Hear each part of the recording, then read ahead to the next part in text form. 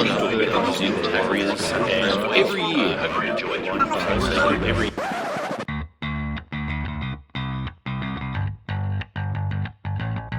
Now Fiddler puts on the step, goes right through, puts on the step again. Oh, goes Freddy. That was magnificent stuff. Well, they shall not weary them.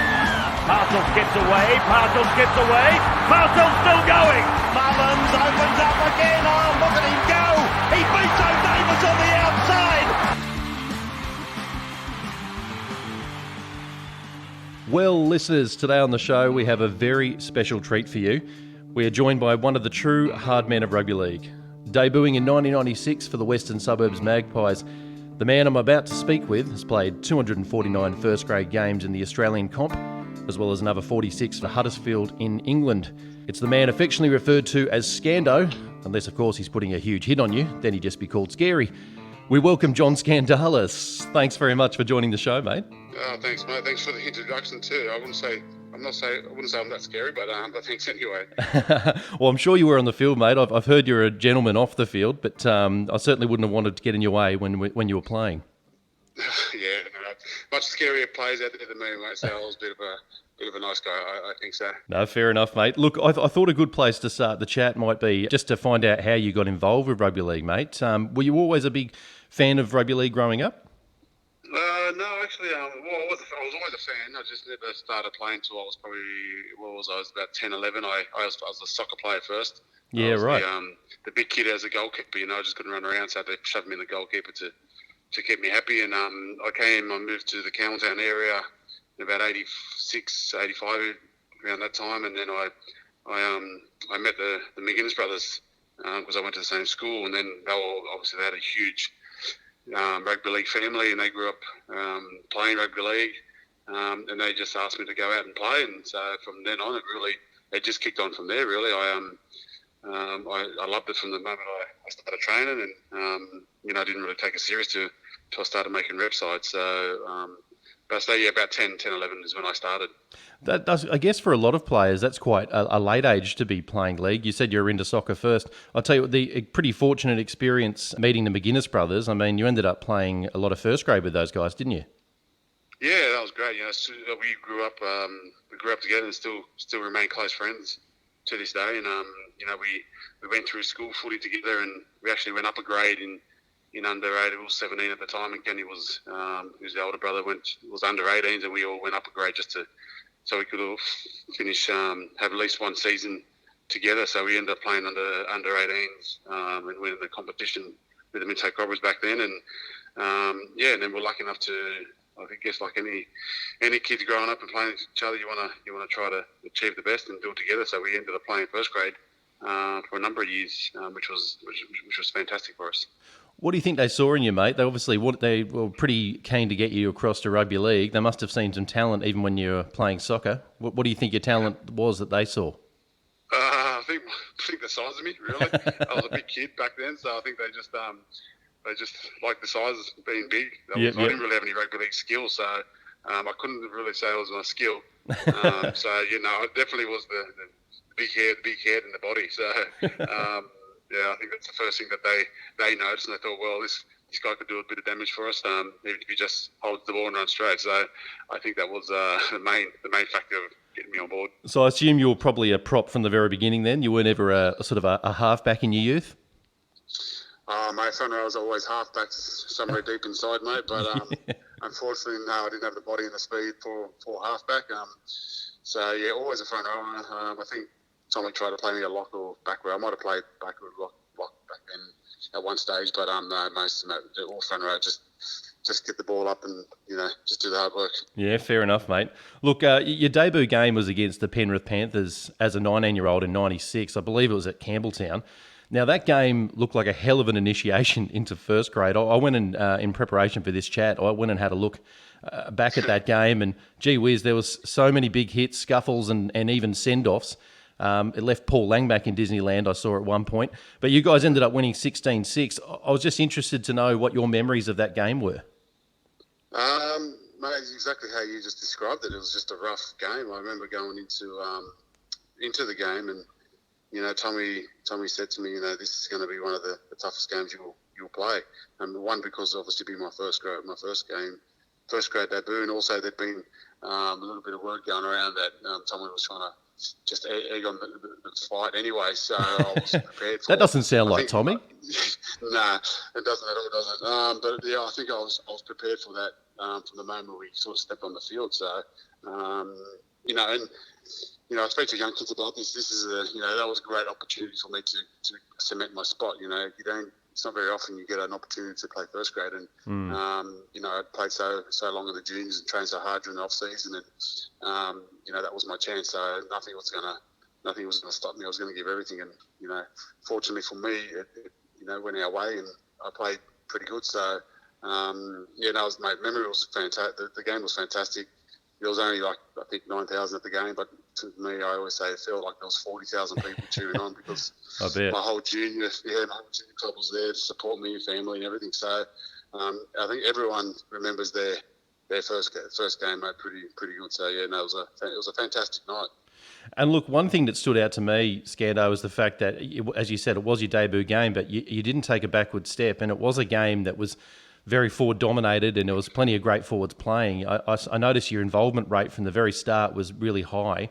A lot of players making their debut, obviously, it's natural to feel nerves. Did you feel nerves going into that game, or were you just really keyed up and excited?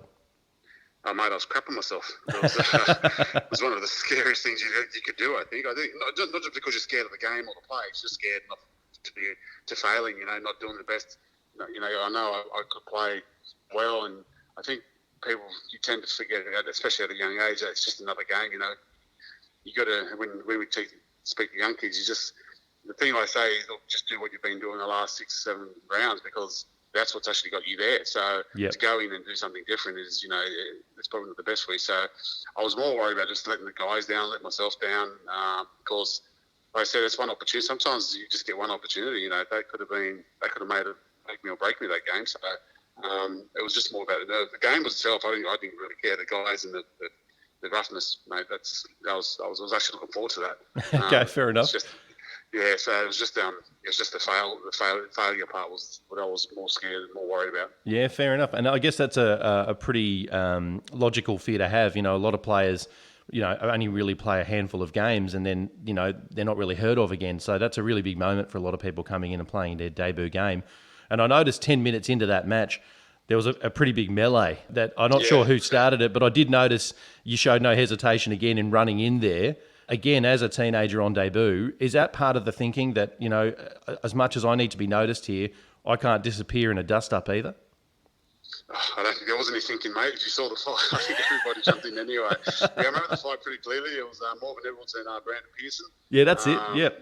Yeah, they started amongst them, and then obviously you notice everybody else jumping in. I thought, well, let's have a bit of fun, and I jump in, and I think I had a bit of a one-on-one with Steve Waddell for a few minutes. There you go. I tried to clock who it was you were fighting. I know you were having a one-on-one scuffle, but it was a bit obscured, so I couldn't tell who it was.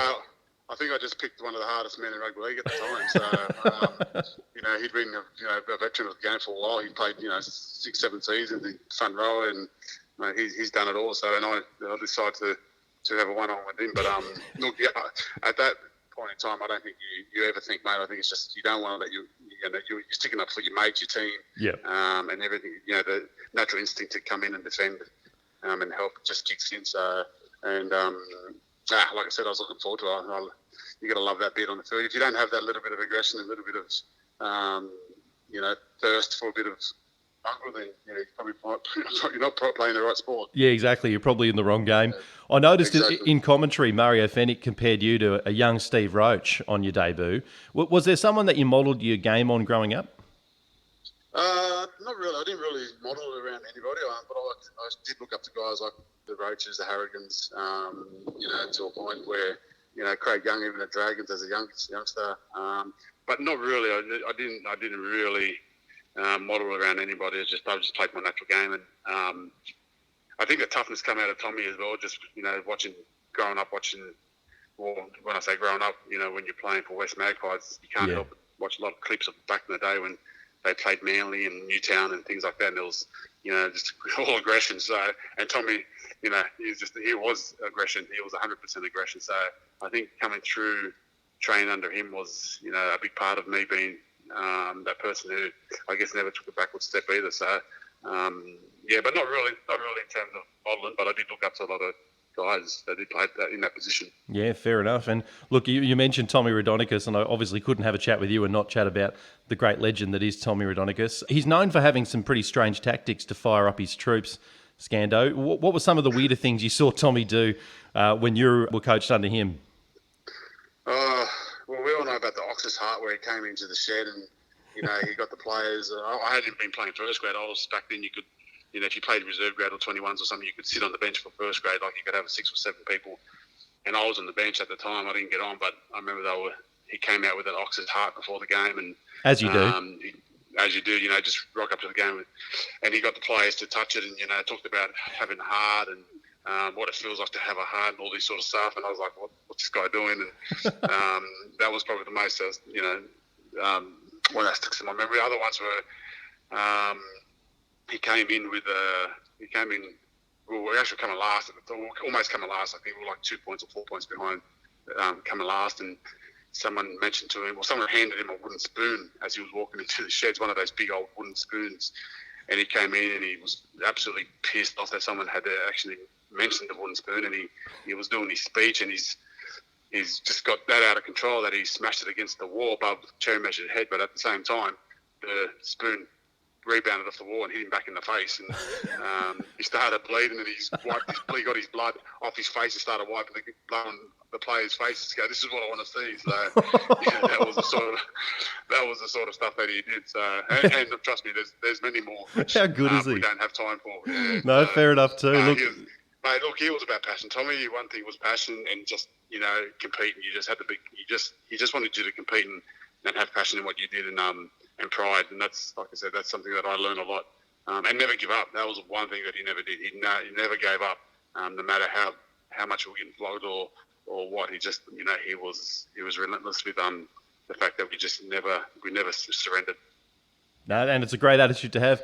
Mate, how confident are you that was an Ox's Heart and not a former first grader that he just dropped the previous week? I'm not very confident, mate. I probably wouldn't be surprised if it was. So it wouldn't surprise me, trust me. It would not surprise me that he pulled out someone's body. He's one of the great men of rugby league, though, and so much mythology that exists around Tommy that I think the game should be pretty proud of. Mate, I wanted to push forward to, I guess, obviously you're a proud Western Suburbs Magpies man, and then along comes the Super League war, and it forced 2 foundation clubs in Western Tigers to merge for their own survival.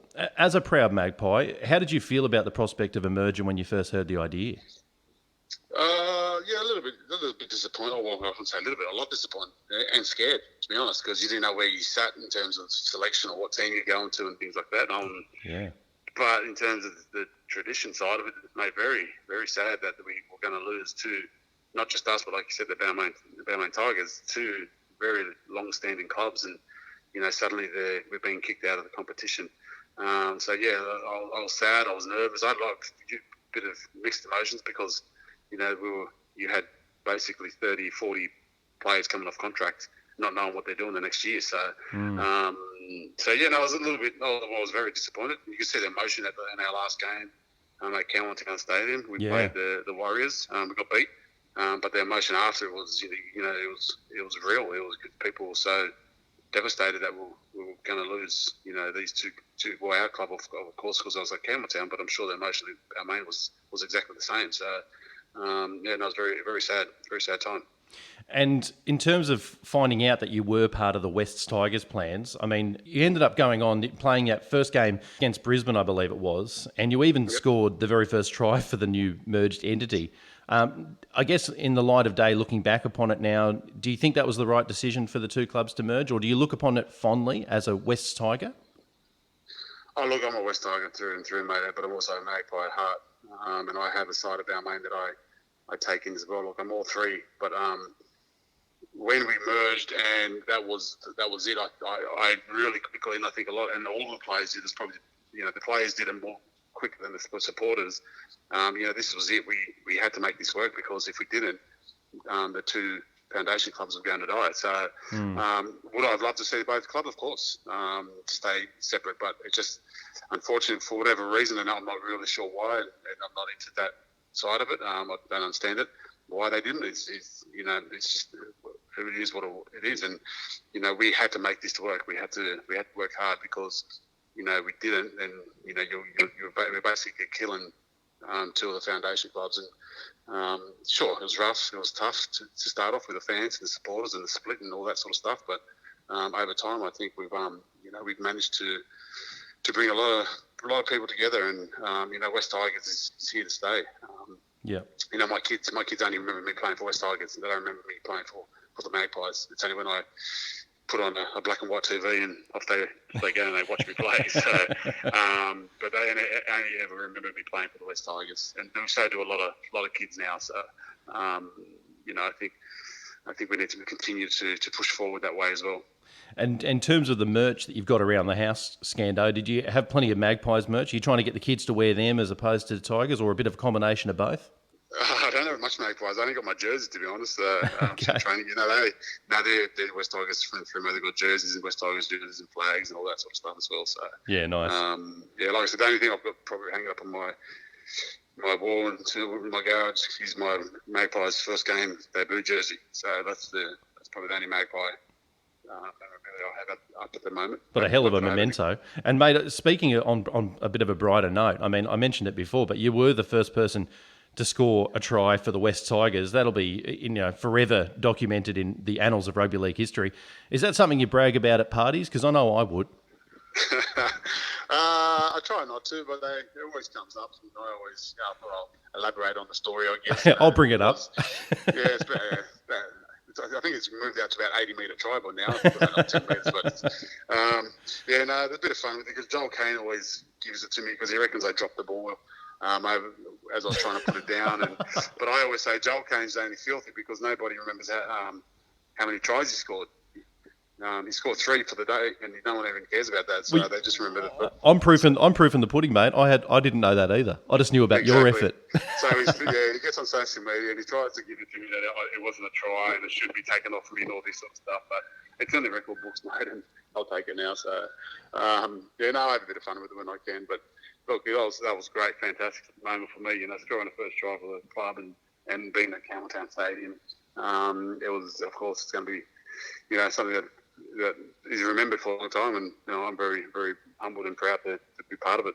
Mate, I wish I had you for first try scorer that day. That would have been a good bit of loot. Bench as well, so I would have been playing at least 60-1, 100-1. Mate, can you take me through that first match for the merged entity? It ended up being against a red-hot Brisbane Broncos side at the time. They went on to win the competition that year, but not a bad start for the new entity. You ended up, I believe it was a draw. Can you take me through what your emotions were in that first match? Yeah, again, I think for us, the players, we were sort of ready for it. Very, obviously, again, surreal feeling that we're running out with a new logo, new identity, I guess. But obviously, with all that history behind us and part of us, we were a little bit nervous. We weren't sure how the crowd and the fans were going to take it at the time because there was a bit of rumbling heading into it. You still had your split Balmain, your West Magpies fans, and again a little bit nervous. But then all in saying that, we had a really good off season. The club had recruited very well at the time, and we had a really strong side, so we were excited to play. I remember the ground wasn't ready for us. Unfortunately, they had ripped up the grass. They had some sort of bug in it, and so they ended up putting sand down and spraying the sand green to make it look good on TV. And wow, I didn't know that. That was a bit of a mess for us in terms of playing on the ground. But I remember just the excitement and nerves. It was fantastic. And my biggest, the happiest thing was the crowd, how they responded. They were fantastic. There was no divide. There was all, everyone was actually pretty happy to be supporting this new club. Yeah, I mean, as you said, it's probably something I hadn't considered at the time, but being at the ground, I would have been thinking maybe there would have been a bit of a divide sitting in sort of groups, but that's great that they could embrace the new club. Yeah, they did. And then, like I said, the jersey, you could see the new jersey. Obviously, merch was just pretty popular at the time because the merchandise had just gone out. Obviously, new colours, new logo, new design. So it was good to see that, everyone getting together and supporting us. But like I said, there were still, a little bit here and there, but that didn't last too long once we started winning. Yeah, exactly. Winning sort of solves a lot of things, doesn't it? And on that, it fixes everything, mate. yeah. On that note, mate, look, you had a bit of a taste of finals footy with West in the 90s, but nothing like the run for the West's Tigers in 2005. The club ended up winning its maiden comp that year. What was the confidence like for you guys when you first made that finals series in 2005? Did you feel as though you had a real crack? Yeah, it was high. It was very high, mate. We had won 9 in a row during the year. We'd beaten the top teams, and we'd beaten teams that were tipped to win the grand final and tipped to make the semis. And our confidence was very high at the time. We believed we could make the top four. The turning point with that was beginning of the year when we were setting goals, and we were talking about maybe just making the top 8, and then Lee sort of jumped up and took charge and said, no, if we're going to make this, we're going to do the top 4. So yeah, from then on, we believed we could do the top 4, which we did at the time, and the rest was history. But mate, we were very confident that we could beat any team on our day. I tell you what, it was a huge run for the club. As you said, you had a number of wins in a row, and it just felt like a horse race. The Tigers had all the momentum heading into that final series. Who were the big leaders in your club at the time, mate? Who were the people that the players were looking to inspire them for a win? Probably yourself, I imagine.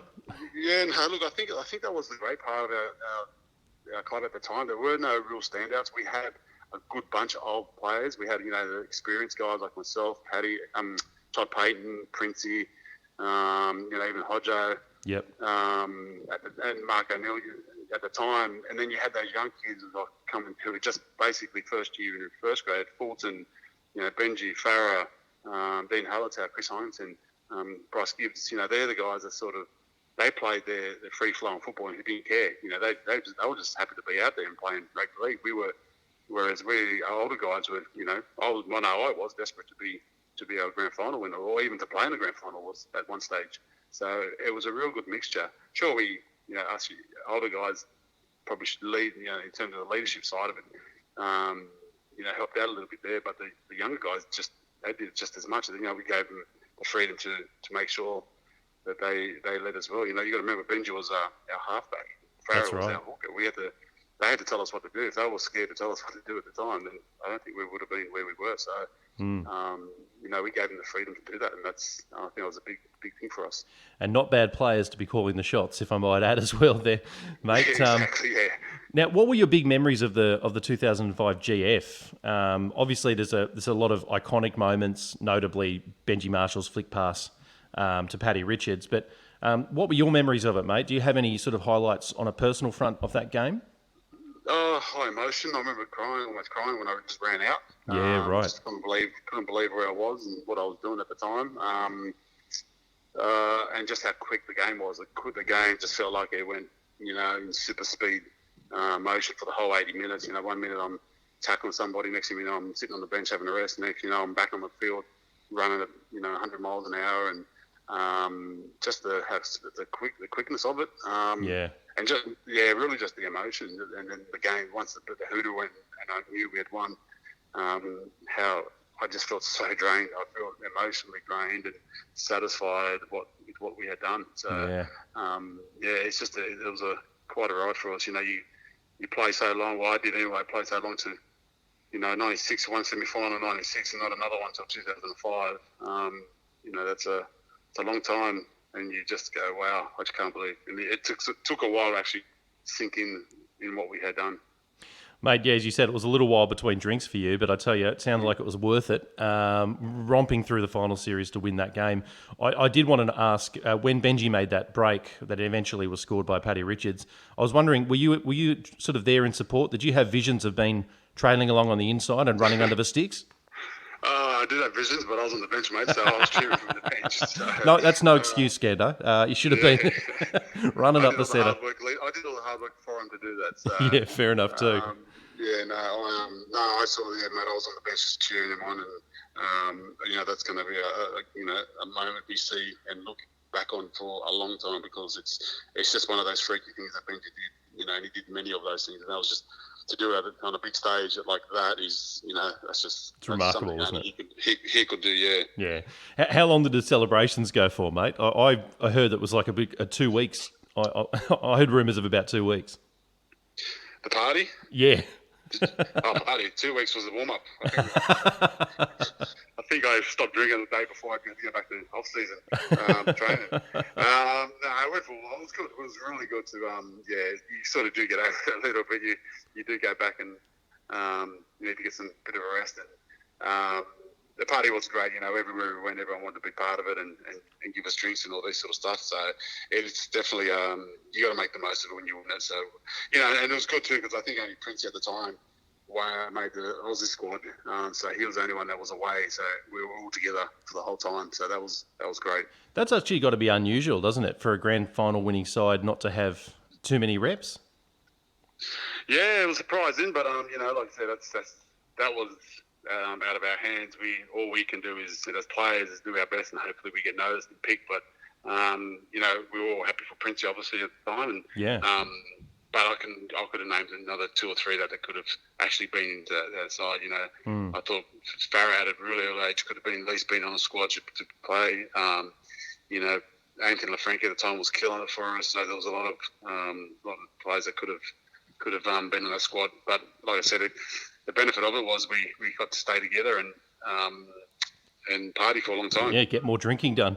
Look, just speaking of rep footy, mate, look, you strike me as that kind of guy that I thought would have played Origin. You're really rugged, effective forward that would have just been in that prototype that you'd think New South Wales are after. Do you look back on your career from a rep footy point of view with any regret, or you feel as though that was a cauldron that you would have loved to have been a part of? Oh, I would definitely love to be a part of it, without a doubt.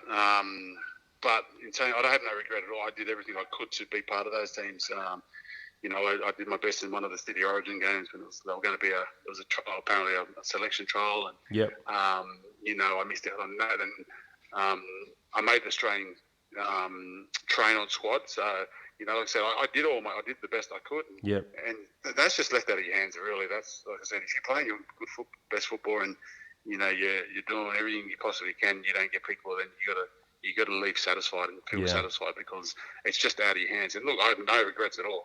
Of course, don't get me wrong, I would have loved and would really been honoured to play for State of Origin in Australia, but it just wasn't to be at the time. There were some really good players. New South Wales was going through a really good period there. They were winning all their matches, so to change the team would have been, would have been unfair, or you would have had to. What's the point of changing the team at the time? I guess so. But no regrets at all. But yeah, it would have been, mate, fantastic to be part of that. Well, I mean, it's a great attitude to have. I was, on your behalf, I always feel like you were a bit dudded there. I felt like you should have been thereabouts at least at some point, because you were so consistent for so long. Yeah, thanks, mate. But look, as you said, those things aren't. You just got to make sure you're playing your best footy and hope you get picked. That's I guess. Right. But incumbency probably counts for a lot as well. So as you said, at the time, I mean, if New South Wales are going through the same horror period they did more recently, against that Queensland domination, you probably that different era, you probably would have had more of a crack. I don't know. Yeah, of course. Yeah, who knows, mate? But yeah, that's in hindsight, we'll see. maybe the next lifetime. Just obviously, you mentioned before, there's been a few dust-ups over the years, and the game's a lot cleaner than it used to be. But is there an incident on the field that you're still a little bit dirty about, or? Nah, nothing, mate. I've got no regrets, no grudges whatsoever. Like I said, I'm a big believer and a huge believer. As long as it's not too bad, what happens on the field stays on the field. It's a battlefield out there, mate. Obviously we're talking sport and nothing else, but at the end of the day, high emotions. Everyone's pumped. People have brain snaps, and so you sometimes don't make the right decision. So exactly. None whatsoever. I've done. I did a few things myself that I'm sure people disliked or not proud of, but and they've left it on the field. So I have nothing at all that I regret or that someone has done or I've done during my time. Mate, being of Greek heritage, do you still follow the Greece international comps at all? I know you've captained the national side at one stage, didn't you? Yeah, I did. I got to play a couple of games with them. It was fantastic. I still follow them, and it's fantastic. They're in the World Cup. Yeah. Steve Georgalis, the head coach, and everyone that's been involved they've worked so hard to make this happen, and I'm just so happy that they've finally been rewarded with that. I know it's been pretty tough for them in terms of getting the local game going and having to, what have I read, and move out of places and can't play certain areas and all that sort of stuff. I'm not really that over it, but mate, fantastic. Yeah, I follow it as much as I can, and I look forward to him just to run on the field and have a crack in the World Cup would be fantastic. Yeah, it looks like there's some exciting times ahead for Greece. I don't know if you're into the world of podcasts or not, but there is one called Chasing Kangaroos, which is a pretty good poddy that tracks a lot of the international rugby leagues. So. Oh, okay. Well, no, I haven't heard it, but I'll see if I'll have a look. Now, bringing footy into 2020, Skando, how do you think the Tigers are going to perform this year? Do you have some high hopes? Mate, I always have high hopes. You got to have hope, mate. If you don't have hope, you might as well give up. Yeah, exactly. Look, the way even last year, I think we're really in for a good season, and Madge is building towards something very big. Their signings have been great this year.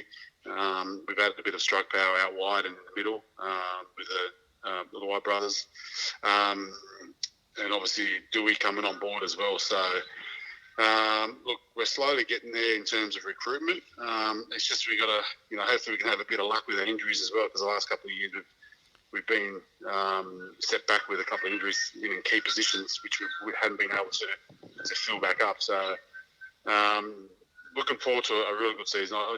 Again, and I say it every year, I don't see why we couldn't make the top four with the team that we have, because there is a lot of talent there. As you said, mate. And their off-season's been fantastic. Yeah, that's right. There's been a flurry of signings, and it does look as though that the Tigers are slowly being moulded a little bit more towards Madge's image, and these new signings kind of maybe might fit that. How do you rate the Leilua brothers? You obviously are excited about those signings? Oh, fantastic, mate. What they've done in their previous clubs, they've been standouts. So I'm really looking forward to it. I'm not sure... not sure what positions they'll play. Obviously, Joey will be in the centres, but I'm not really sure where the younger brother will be, either back row or... Because I think he played centre at some stage. I think he has had a stint in the backs, but I think he's been playing back row more recently. Back row, yeah. No, I reckon they're going to go well. And, and most of the time you find that when a player comes to a new club, they want to prove that, they're why they're there. And so hopefully we can get the best out of them in the next few years. But, we've still got great players who performed well last year. Corey Thompson killed it for us last year. Benji played out of his skin last year. So those guys are still coming into this year with a bit of form. So really looking forward to that.